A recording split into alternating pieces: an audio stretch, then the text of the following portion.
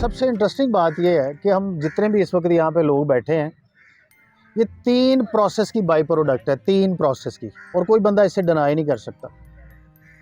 पहले जो हम में हमारे बाप दादा से ट्रांसफॉर्मेशन हुई है बायोलॉजिकल, इस्माइल साहब के बाल ऐसे क्यों हैं, डोगर साहब का रंग ऐसे क्यों है, मिर्ज़ा साहब का रंग ऐसे क्यों है, ये बायोलॉजिकल ट्रांसफॉर्मेशन है। इनके बाप दादा का था तो ऐसे आगे ट्रांसफर। इवन कि आपका जो वोकल टोन है वो भी ट्रांसफॉर्म होता है।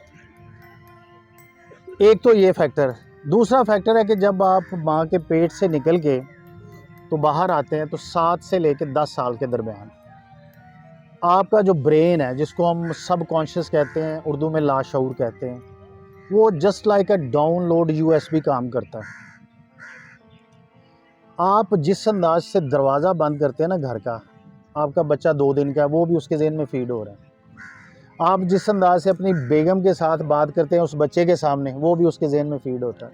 कभी आपने सुना कि कोई औरत ये कहती है कि ए मेरे ना तो जिनी मर्जी बदतमीज़ी कर ले, अपने प्यो को बड़ा डर रहा है।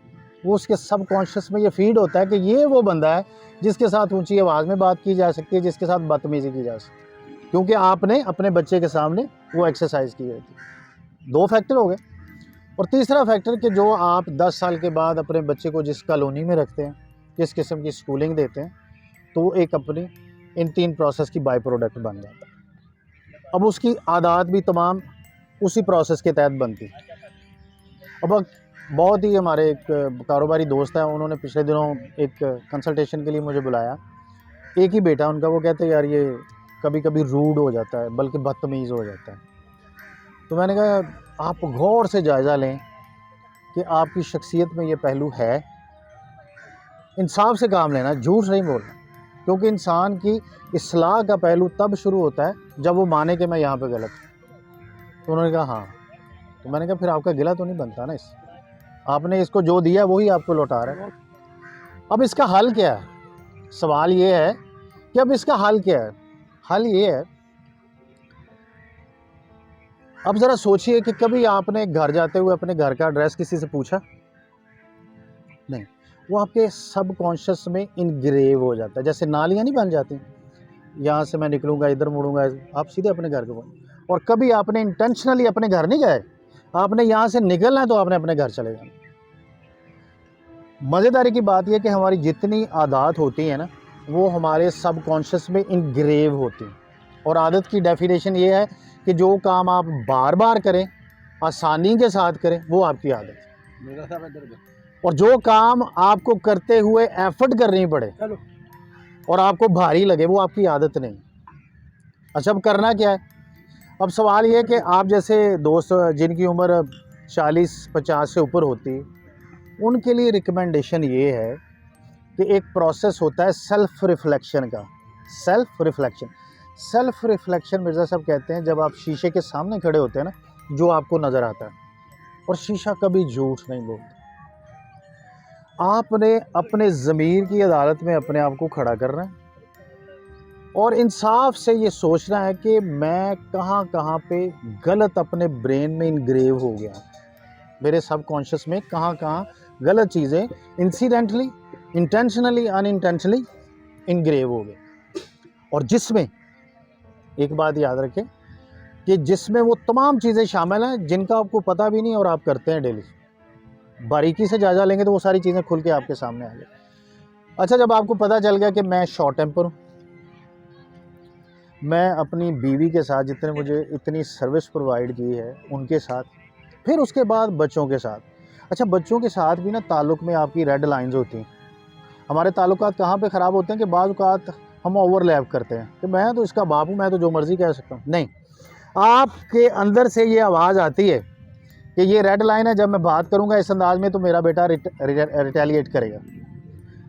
अच्छा, ये सारी चीज़ें जब तय हो जाएं कि मैं यहाँ भी गलत हूँ, यहाँ भी गलत हूँ, यहाँ भी गलत हूँ, पहले मान लें और उसके बाद कोशिश करें। ये वलियों, पैगंबरों और स्कॉलर्स वाला पेशा है, ये एक्सरसाइज है, लेकिन ये बड़े कम तौफीक होती है लोगों को करने की।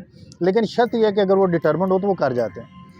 आपको डिफ़ाइन हो गया कि मैं यहाँ भी गलत हूँ, यहाँ भी गलत हूँ। उसके बाद आपने क्या करना है, उनमें से 3 या 4 आदत आपने लेनी है जो आपको सबसे ज़्यादा नुकसान दे रही हैं।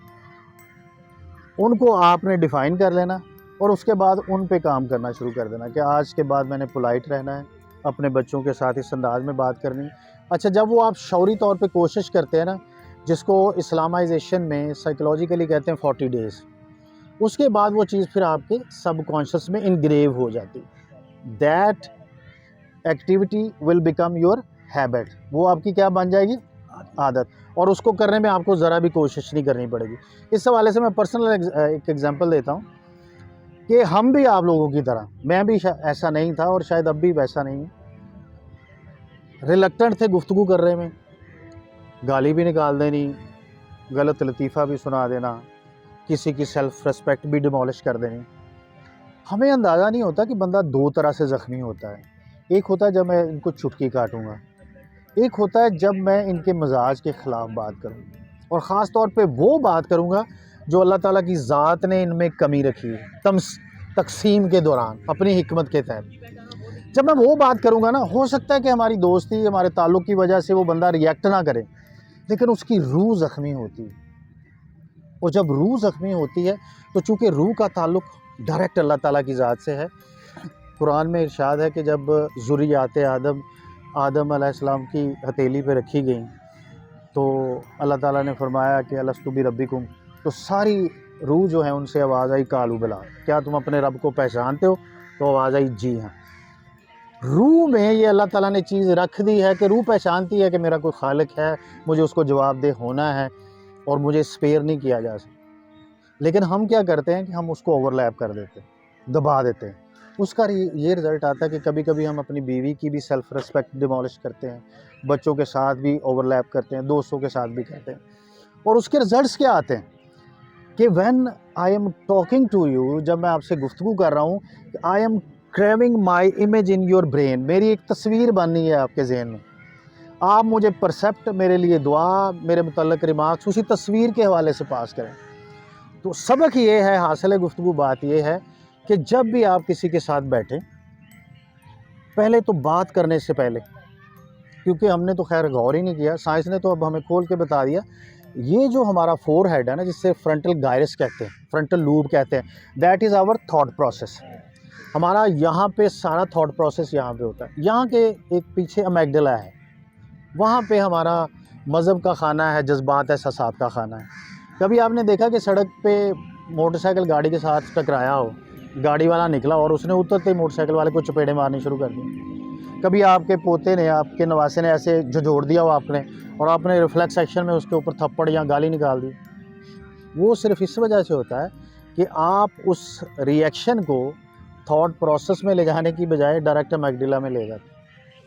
रिकमेंडेड ये है, जैसे हम सादा अल्फाज में क्या कहते हैं, पहले सोचो, पहले तोलो, फिर बोलो, ऐसे कहते हैं ना। उसका मकसद ये है, ये सादा ज़ुबान है। मेडिकली, साइकोलॉजिकली हम ये कहते हैं कि जब आपके साथ कोई भी इंसिडेंट हो, आपने पहले उस इंसिडेंट को रिएक्ट करने से पहले अपने थॉट प्रोसेस में ले आना कि यार मैं कौन सा बेहतर अंदाज़ है कि उस हवाले से रिएक्ट करूँ। और जब आप थॉट प्रोसेस में लेके जाएंगे तो 10 सेकंड का टाइम है, 10 सेकंड का टाइम रिकमेंड है, क्योंकि जो आपका गुस्से वाला केमिकल है ना, उसकी हाफ लाइफ अप्रॉक्सीमेटली 12 से 25 मिनट के दरमियान है। अगर आप अपने किसी भी इंसिडेंट में 12 से 25 मिनट अगर आप चुप कर जाएं, शांत हो जाएं, जो हमारा इस्लाम कहता है कि पानी पी लें, खड़े हैं तो बैठ जाएं, बैठे हैं तो लेट जाएं, तो आपके वो गुस्से वाले केमिकल की हाफ लाइफ ख़त्म हो जाती है। उसके बाद you will become a total different person, जो आप जवाब देंगे। कोशिश ये करनी है कि इस उम्र में मोस्टली बुज़ुर्ग आइसोलेट हो जाते हैं, वो बाहर अपना सुकून तलाश करते हैं, दोस्तियाँ बनाते हैं, इसमें बनाने में हर्ज नहीं है, लेकिन जो आपको बेसिक चीज़ मिलती है ज़िंदगी में, जहाँ से सुकून मिलता है, वो हार्वर्ड यूनिवर्सिटी की रिसर्च है, अमेरिका की बड़ी ज़बरदस्त यूनिवर्सिटी है। वहाँ से जितने भी ग्रेजुएट निकले उनमें से 29 लोग जो हैं उन्होंने नोबेल इनाम जीता, 42 हेड ऑफ स्टेट बने। तो जब हार्वर्ड यूनिवर्सिटी में ये रिसर्च की गई कि कामयाब और खुश ज़िंदगी किन लोगों ने गुजारी, तो सच ये सामने आई कि जो लोग अपने बेसिक रिश्तों से जुड़े रहे, उन्होंने सबसे ज़्यादा खुश ज़िंदगी की। तो जो आपके बेसिक रिश्ते हैं ना, ख़ास तौर पे जो रहम से निकले हुए बहन भाई, उनके साथ कितने भी डिफरेंसेस हों, कतई ताल्लुक़ नहीं करें, क्योंकि अल्लाह ताला ने वो रिश्ते आपके लिए चुने, आपने खुद से नहीं चुने, उनमें कोई ना कोई हिकमत है। तो अपनी बर्दाश्त के लेवल को इतना बढ़ाएं कि वो रिश्ते आपसे दूर ना जाएं, उसका रिज़ल्ट ये आएगा, आपका शुगर, आपका ब्लड प्रेशर, आपके खुदा न खास्ता जो ब्रेन हैमरेज होता है, जो आर्थराइटिस के इशू होते हैं, वो सारी चीज़ें ट्रिकल डाउन इफेक्ट के साथ नीचे आ जाती हैं। लेकिन अगर आप खुदा न खास्ता किसी गलत जगह पे सुकून की तलाश में रहेंगे, तो ये गारंटी है कि डंग टपाओ तो बेशक हो जाए, वक्ती तौर पे हा ही, परमानेंट सुकून आपको नसीब नहीं होगा। ये रिसर्च है जो मैंने आपको इस्लामाइजेशन के साथ जोड़ दी, जो साइंटिफिक रिसर्च बता दी। तो उसकी जो पहली सीढ़ी है वो जैसे मैंने आपसे अर्ज़ किया, स्टेप बाय स्टेप मैं उन बातों को समराइज़ कर दूं। एक तो अपनी हैबिट्स को रिफ्लेक्स एक्शन के तहत पॉइंट आउट करें कि मैं यहाँ गलत होता हूँ, एक बात। दूसरा, आपने कोशिश ये करनी है कि उन हैबिट्स को रेक्टिफाई करना है। तीसरी बात, अल्लाह के चुने हुए रिश्तों से आपने कभी कतई ताल्लुक़ नहीं करना। उसके बाद जब आपको डिफ़ाइन हो जाए कि ये मेरी आदत गलत है, 3 आदतें मेंशन करके प्रोग्रेस पे काम करना है कि अच्छा अब मैं पूरे 40 दिन इन 3 आदतों को एक्सरसाइज नहीं करूँगा। और चौथी बात आपको जो बताई कि फ्रंटल गायरस में, फ्रंटल लूब में आपने बात को लेके जाना, डायरेक्ट मैगडिला में नहीं लेके जाना। और इंशाल्लाह ताला आपकी ज़िंदगी खूबसूरत हो जाएगी। ये जो पैंडा है 60 साल 65 साल का, ये बहुत छोटा लगेगा और आप जब चाहें आप खुश हो सकते हैं, क्योंकि आपके ऊपर उन चीज़ों का बोझ हट जाएगा जो आप लिए थे।